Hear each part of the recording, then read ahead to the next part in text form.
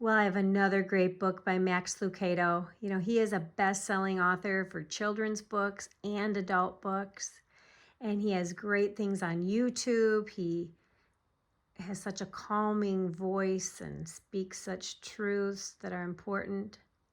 But this book is called The Most Marvelous Gift, Punchinello and the Most Marvelous Gift. Illustrations by Sergio Martinez.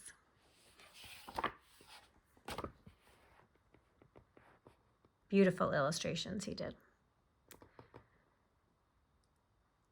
Punchinello's feet dangled from Eli's workbench. "This is my favorite time of the year, Eli. I love Maker Day." "That's great." The big-handed woodworker smiled as he swept the sawdust from the floor. "I love being your maker. This year I want to do something really big for you." "You do?" Eli paused and asked. "Like what?" "I don't know yet, but I'll think of something." "Just being with you is enough for me, Punchinello," the wood carver told him. "But I want to do more. I like you. I love you. I want all to see. Without you, Eli, there'd be no me." The little Wemmick's eyes grew wide. "Hey, that rhymes." He jumped off the bench and gave his maker a big hug. "Just wait, Eli. This year, I'm going to do something really big for you." He scampered out the door, making a song out of the words he had just said. "I like you. I love you. I want all to see. Without you, Eli, there'd be no me." "Be careful, little friend." Eli smiled and waved. Punchinello sang his new song all the way to Wemmicksville. The village was bustling. Wemmicks packed the streets and shops. Everyone was getting ready for the big day. The wee Wemmick choir rehearsed in the village square. Workers were putting up the town tree. Some townspeople shopped. Others painted windows. Everyone smiled. Maker Day made everyone happy. And Maker Day made Hans the baker busy baking a 7-layer version of his famous chocolate cherry truffle cake and double buttercream frosting. That is huge, isn't it? Would you like to eat that? Chocolate cherry truffle cake? Punchinello loved to visit his squatty friend with his starched hat.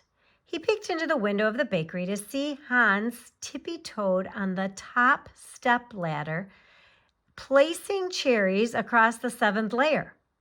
The cake nearly touched the ceiling. Punchinello smacked his lips and stepped into the doorway. "Hi, Hans," Punchinello called. The baker jumped and the ladder began to sway. Back, back, back, until Hans yanked himself and the ladder forward and started falling toward the cake. Oh no! Hans would have plunged right into it, but Punchinello dashed across the room, scampered up the ladder, and grabbed the baker by the collar. "Whew!" Hans sighed, his face within licking distance of the frosting. "I'm sorry," Punchinello apologized.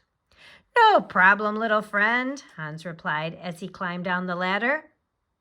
"My mind was on the cake." He turned, placed his hands on his hips, and beamed. "Isn't it something? Triumphant truffles! My cake is going to be the best part of the Maker Day festival." "Really?" "Definitely. The very best part. Now, if you'll hand me that jar of cherries." Punchinello did. Hans climbed the ladder. Punchinello decided to see what else was happening in Wemmickville. "See you later, Hans." But the busy baker didn't hear him. His mind was on the cherries. And at the next stop, Violet's mind was on flowers. Her bouquet stood taller than her entire flower shop. But where was the florist? "I've never seen so many flowers," Punchinello said to himself. "Do you like it?" asked a voice from deep within the mountain of flowers. Violet peeked at Punch through the daisies. "I think I do, but it's so big I can't see it all." "It's the biggest bouquet in the history of Wemmicksville," Violet boasted as she placed a red carnation next to a white tulip. "What's it for?" "Maker's Day, of course. My beautiful bouquet will be the best part of tomorrow's Maker Day festival." "But Hans just told me—" Violet glared at him. "Hans and his cake? Ha! Eli will like my flowers better than the baker's stack of dough." She lifted her chin and turned back to the bouquet. "Oh," Punchinello swallowed, "I think I'll move on."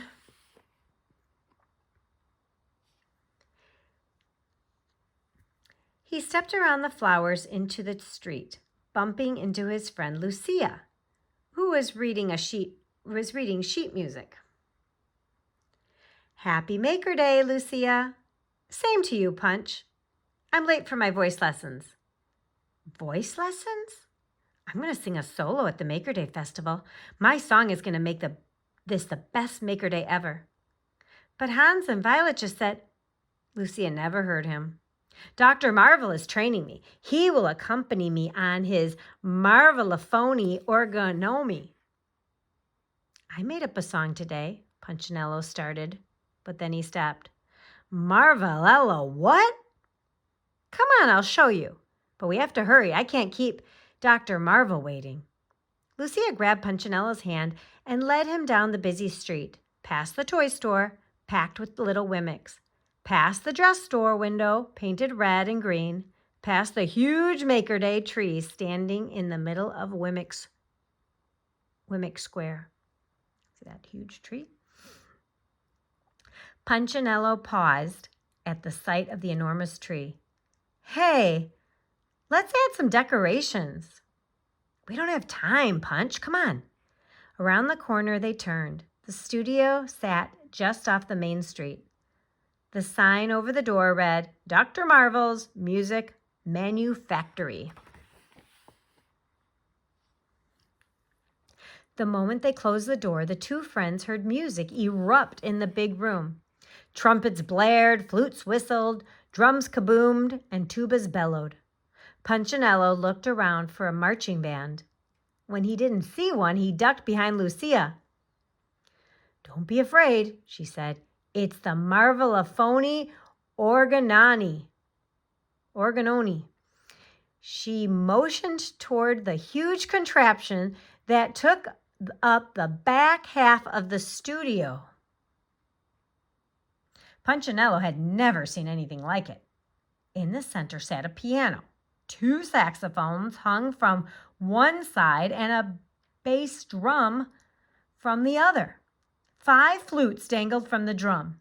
Trumpets stuck up above the piano, and a mechanical arm banged a spoon on a pot.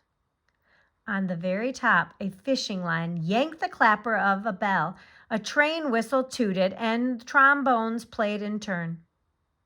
Looking small in front of it all, sat Dr. Marvel.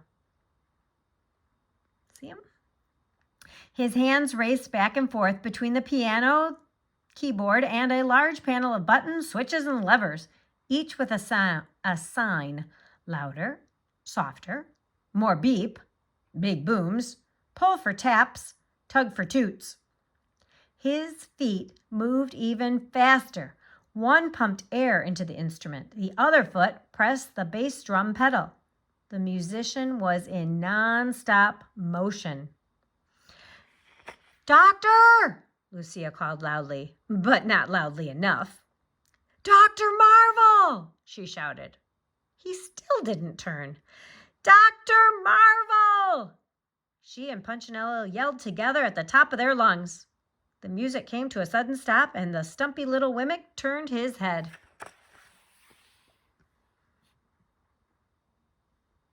When he saw Lucia, his thick eyebrows lifted, and he peered over his glasses. Why, come in, come in. And who is your friend? This is Punchinello. Hello, funny pillow. Please come in and rest. Isn't my music machine the absolute best?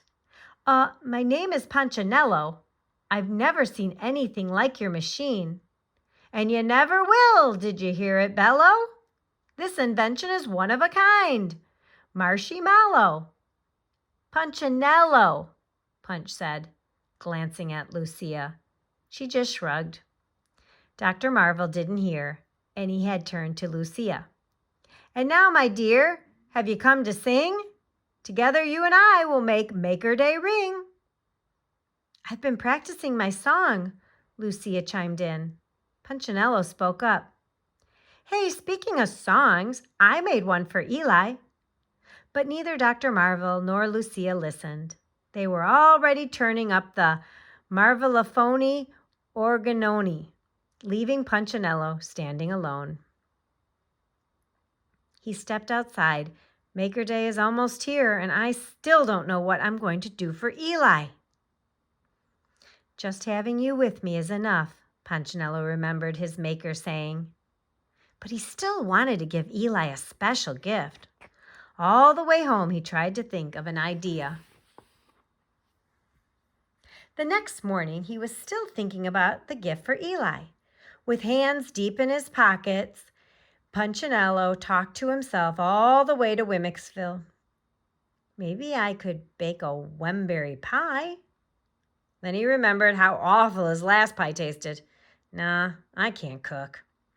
What if I make a bouquet for Eli? Then he remembered the size of Violet's flower arrangement. I could never make one that big, Punch said. Punchinello had no idea what to do. It was Maker Day, and he had no gift to give his maker. Main Street overflowed with Wemmicks. Every wooden person in Wemmick Valley was pressing toward the town square where a large circle had been roped off.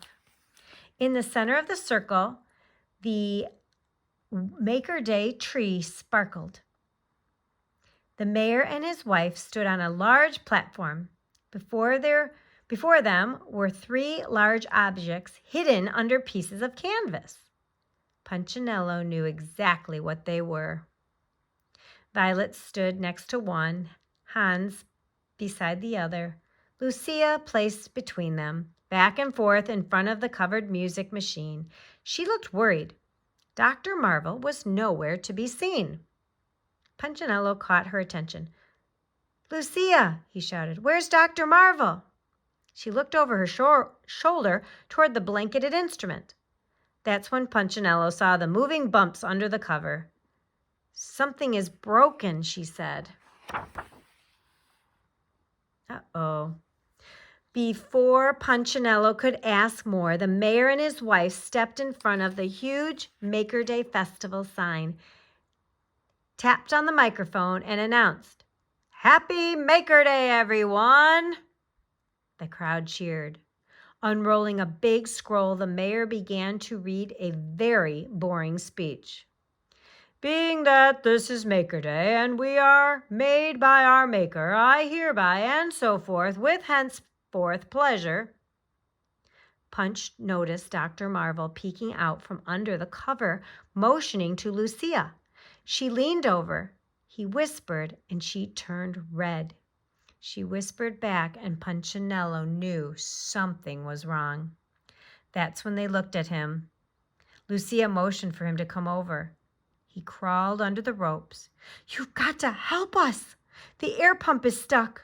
Dr. Marvel needs you to run the controls while he keeps it working. But I don't know how to.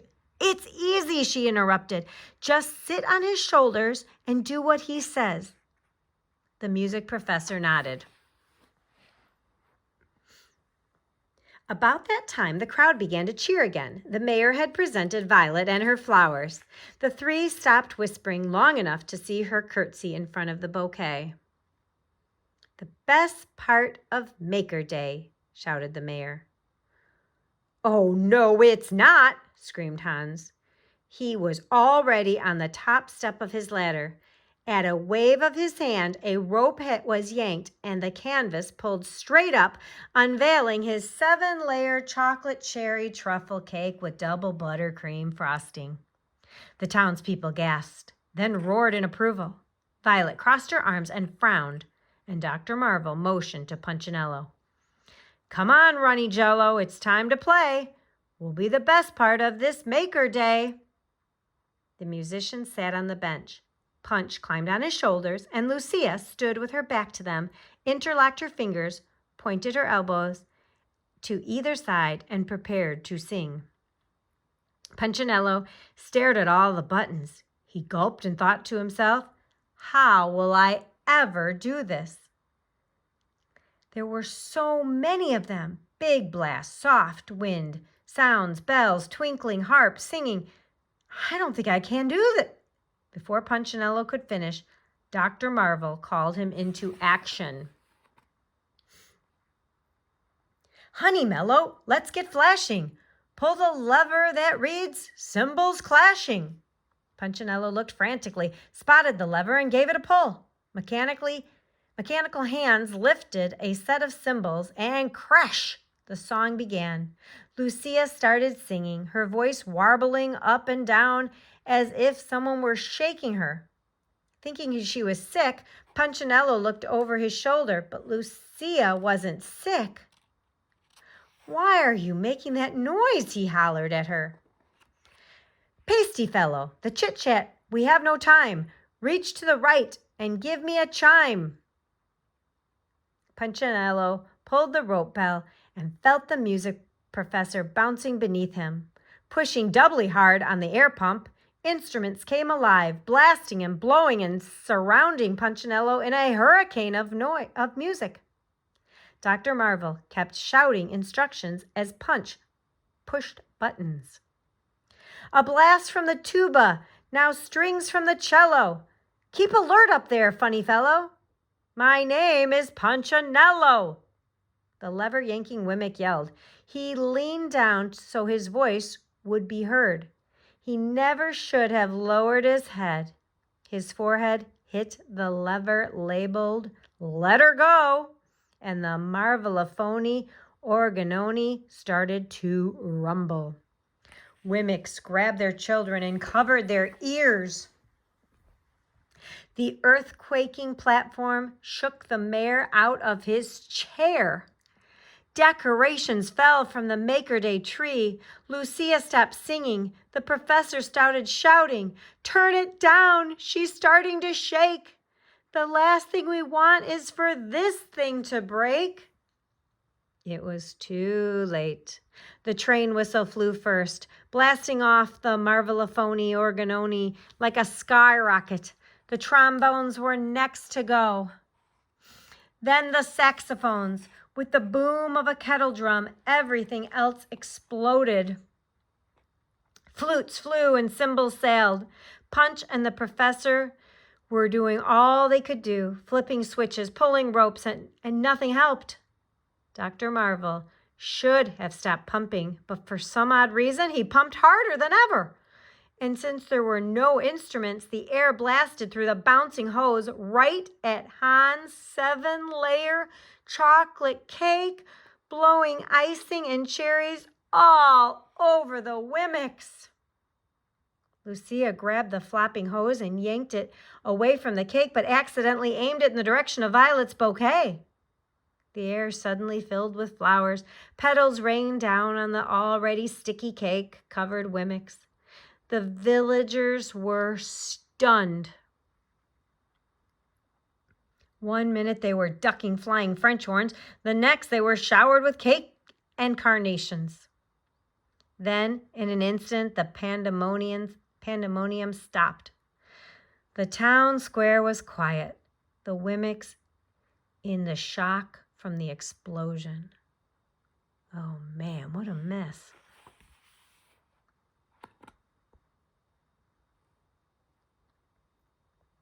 Armadillo, my friend, may I tell you something? It looks like you pushed the wrong button. Hans and Violet wiped clumps of dough from their eyes. The mayor and his wife looked like snow creatures, covered with cake frosting from head to toe. Only Lucia, the professor, and Punchinello were uncaked and unpetaled. For a long time, no one moved. No one knew what to say. That's when they heard the flute, a single, small, sweet-sounding flute. A little girl standing next to the tree, hair sticky with cake, was playing it. At first, she didn't notice everyone looking, but when she did, she stopped. "I'm sorry," she blushed. "It landed in my lap." "Please," Punchinello pleaded. "Keep playing." Everyone nodded. The soft flute sounded nice after the bellowing marvelophony organoni. Not far from the girl, an old Wemmick picked up a violin and began to play. Another villager, familiar with clarinets, found one and played along. Within a matter of moments, a dozen musicians were serenading the townspeople with their music. Dr. Marvel sighed with relief. Lucia smiled, and Punchinello raised his hand and announced, "Hey, every Wemmick! I've got a great idea."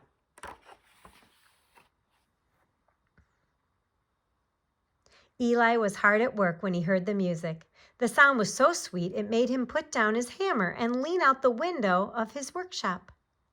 Looking down the hill, he saw a long line of Wemmicks. He listened with the whole heart to the words of the song. Some played it, some sang it. Everyone meant it. "We like you, we love you, we all agree. Without you, Eli, there'd be no we." When all the Wemmicks had gathered before him, Eli had to smile. The town made quite a choir, cake-covered, flower-colored, and smiling like they'd never had so much fun. They sang the verse over and over until they stopped and applauded for Eli. And he clapped for them. "What a most marvelous song," he thanked them. "And what a most marvelous gift." Dr. Marvel spoke up in agreement. "Mellow Yellow, my friend, this moment I must say, is without a doubt the best of Maker Day." The people applauded, Lucia nodded, and Punchinello just blushed.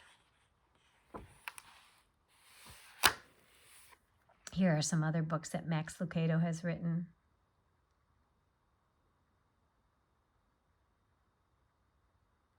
I need to find my You Are Special because that's very good. I think I have a few of the other ones too. I'll have to look for those. I know that If Only I Had a Green Nose is on this channel, so you can look for that. I actually think it's on there twice, which is another testament of how much I like Max Lucado.